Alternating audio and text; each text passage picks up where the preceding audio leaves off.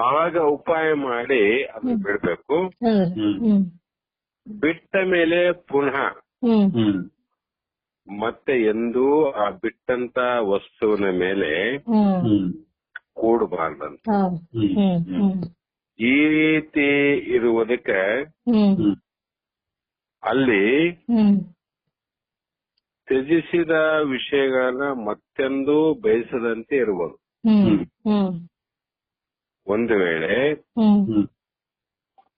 ಅವು ತಾವಾಗಿ ಬಂದರೂ ಸಹ ಭೋಗಿಸದಂತೆ ಇರುವುದು.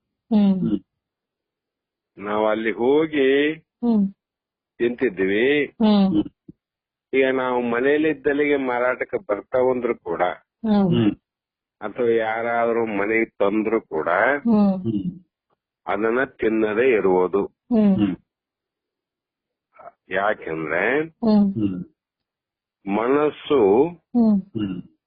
ಸತಿ ಪ್ರತ್ಯಗಾತ್ಮನೇ ಪತಿ.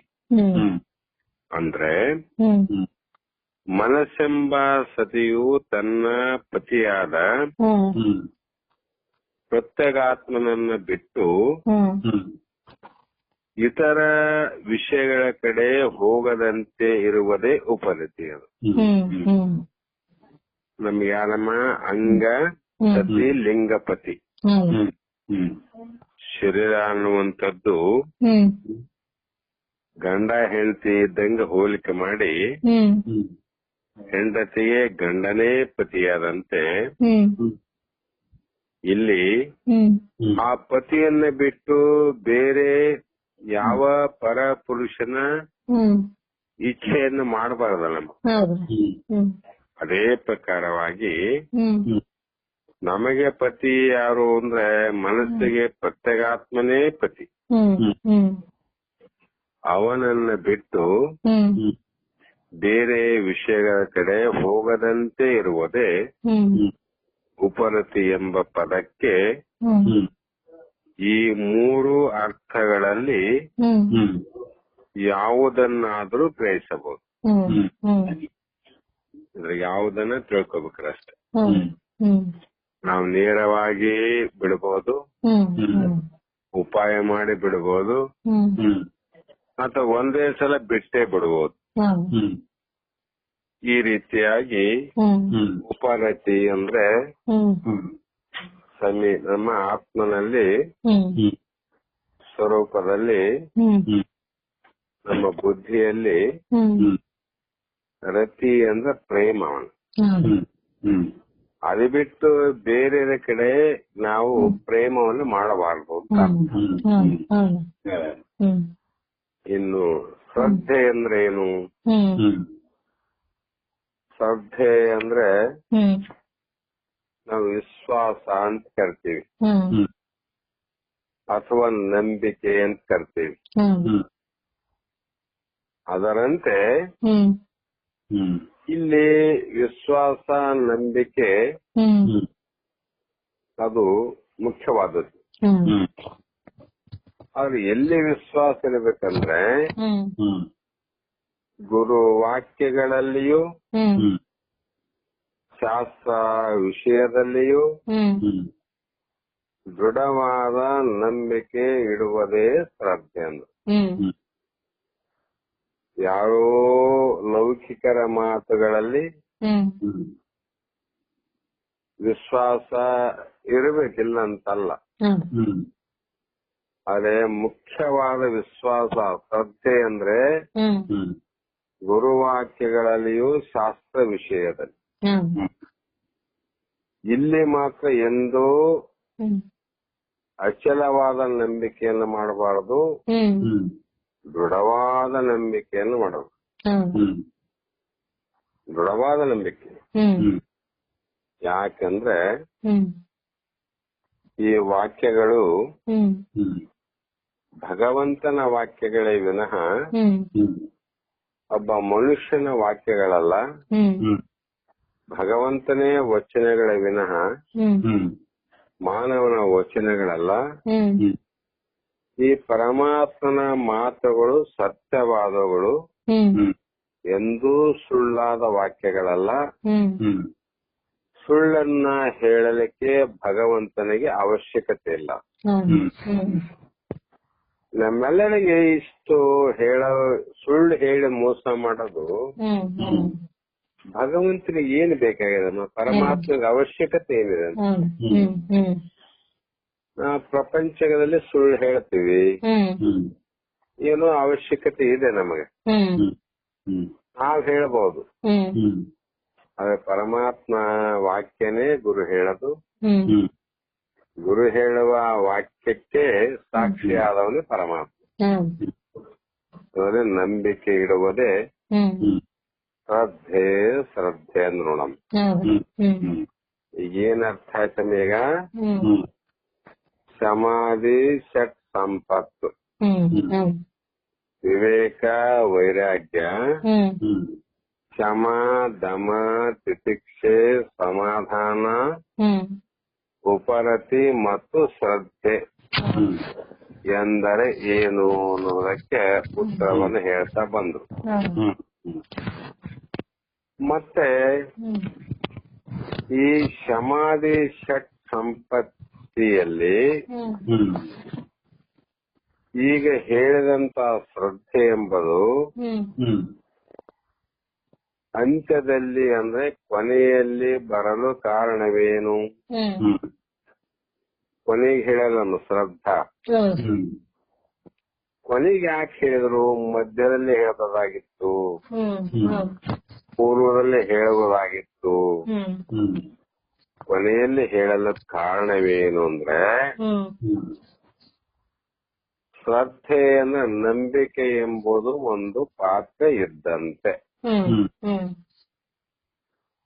ನಂಬಿಕೆ ಅನ್ನೋದು ಒಂದು ಪಾತ್ರೆ ಅಥವಾ ಒಂದು ಗಡಿಗೆ ಅಂತ. ಈ ನಂಬಿಕೆ ಎಂಬ ಪಾತ್ರೆ ಸರಿಯಾಗಿದ್ದರೆ ಅಂದ್ರೆ ಅದು ಭದ್ರವಾಗಿತ್ತು, ಅದಕ್ಕೆ ಏನು ತೂತುಗಳು ರಂಧ್ರಗಳು ಬಿದ್ದಿಲ್ಲ ಅಂದ್ರೆ ಅದರಲ್ಲಿ ಯಾವ ಸಾಮಾನು ಹಾಕಿದರೂ ಅದರ ರಕ್ಷಣೆಯಾಗುವುದೊಂದು ರಕ್ಷಣೆ ಆಗ್ತದಲ್ಲ. ಸಾಮಾನ್ಯವಾಗಿ ನಾವೊಂದು ಬಾಟಲಿಯಲ್ಲಿ ನೀರು ತುಂಬ್ತೇವೆ, ಅದು ಬಾಟಲ್ ಸರಿಯಾಗಿತ್ತು ಅಂದ್ರೆ ನೀರು ಅದ್ರಾಗ ನಿಲ್ತಾವ, ಇಲ್ಲ ಅಂದ್ರೆ ಅವು ನೀರು ಸೋರ್ ಹೋಗ್ತಾವ. ಸರಿಯಾದಿದ್ದಂತ ಬಾಟಲಿಯಲ್ಲಿ ಹಾಲನ್ನು ತುಂಬೋದು, ತುಪ್ಪವನ್ನು ಹಾಕ್ಬೋದು. ಯಾಕಂದ್ರೆ ಅವು ಸರಿಯಾಗಿರ್ತಾವ ಆ ವಸ್ತುಗಳು. ಯಾವ ವಸ್ತು ಹಾಕಿದರೂ ಅದರ ರಕ್ಷಣೆ ಆಗ್ತದ ಆ ಒಂದು ಬಾಟಲ್ ಅನ್ನು. ಅದಂತೆ ಪಾತ್ರೆಯೇ ಭದ್ರವಾಗಿಲ್ಲದಿದ್ದರೆ, ಆ ಬಾಟಲ್ ಅಂತ ಹೇಳ್ತಾನೆ, ಇಲ್ಲಿ ಪಾತ್ರೆ ಅಂತ ಹೇಳ, ಎರಡು ಒಂದೇ. ಪಾತ್ರೆಯೇ ಭದ್ರವಾಗಿಲ್ಲದಿದ್ದರೆ ಅದರಲ್ಲಿ ಹಾಕುವ ವಸ್ತುಗಳು ಹಾಳಾಗುವಂತೆ. ಅದರಲ್ಲಿ ಹಾಕಿದ ವಸ್ತು ಎಲ್ಲ ಹಾಳಾದವಲ್ಲ. ಕಾರಣ ಶ್ರದ್ಧೆ ಇಲ್ಲದಿದ್ದರೆ ಮೇಲೆ ಹೇಳಿದ ಮೇಲೆ ಅಂದ್ರೆ ನಮ್ಮ ವಿವೇಕ ವೈರಾಗ್ಯ ಶಮ ದಮ ತಿತಿಕ್ಷೆ ಸಮಾಧಾನ ಉಪರತಿ ಇವು ಮೇಲೆ ಹೇಳಕ್ಕೆ ಅಂತ ಬಂದು ಶ್ರದ್ಧೆ ಇಲ್ಲದಿದ್ದರೆ ಮೇಲೆ ಹೇಳಿದ ಸಮಾಧಿಗಳು ಇದ್ದು, ಇದು ಒಂದು ಇಲ್ಲದೆ ಮೇಲೆ ಎಲ್ಲವೂ ಇದ್ದು ಅಂದ್ರು ಕೂಡ ಸಮಾಧಿಗಳಿದ್ದು ಫಲವಿಲ್ಲ. ಹಾಲು ಹಾಕಿದ್ರು ಫಲ ಇಲ್ಲ, ನೀರು ತುಂಬಿದ್ರು ಫಲ ಇಲ್ಲ, ತುಪ್ಪ ಹಾಕಿದ್ರು ಫಲ ಇಲ್ಲ. ಯಾಕಂದ್ರೆ ಪಾತ್ರೆನೇ ಸರಿ ಇಲ್ಲ. ಅದರಂತೆ ಶುದ್ಧವಾದ ಫಲ ದೊರೆಯುವುದಿಲ್ಲ. ಸೋರ್ ಹೋಗ್ತಾವಂತಾವ್, ನಿಲ್ಲಂಗಿಲ್ಲ ಅಂತಾವ್. ಅದಕ್ಕೆ ಶ್ರದ್ಧಾವಾನ್ ಲಭತೆ ಜ್ಞಾನ ಅಂತ ಶ್ರುತಿ ಇದೆ. ಯಾರಲ್ಲಿ ವಿಶ್ವಾಸದ, ಯಾರಲ್ಲಿ ಶ್ರದ್ಧೆ ನಂಬಿಕೆ ಅದ, ಅವ್ರಿಗೆ ಮಾತ್ರ ಇದು ಫಲ ಕೊಡ್ತದ. ಆ ಕಾರಣ ಶ್ರದ್ಧೆ ಅನ್ನುವಂಥದ್ದು ಒಂದು ಪಾತ್ರೆ ಇದ್ದಂತೆ. ಈ ಪಾತ್ರೆಯಲ್ಲಿ ಉಪರತಿನೂ ನಿಲ್ತದ, ಸಮಾಧಾನವೂ ಇರ್ತದ,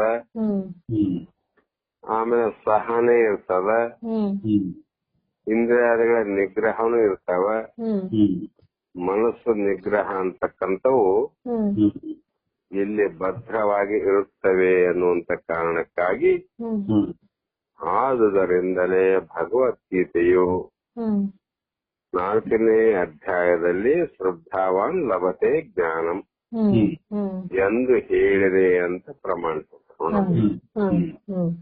ಅದೇ ರೀತಿಯಾಗಿ ಇನ್ನು ಮುಂದೆ ಎಷ್ಟು 1 ಗಂಟೆ ಆಯ್ತಮ್ಮ? ಅದ್ರಾಯ್ತ್ರಿ. ಮತ್ತಿಷ್ಟೆಲ್ಲ ಆದ್ಮೇಲೆ ಇದರ ಜೊತೆಯಲ್ಲಿ ಇಷ್ಟೆಲ್ಲ ಇದ್ದವ್ರಿ.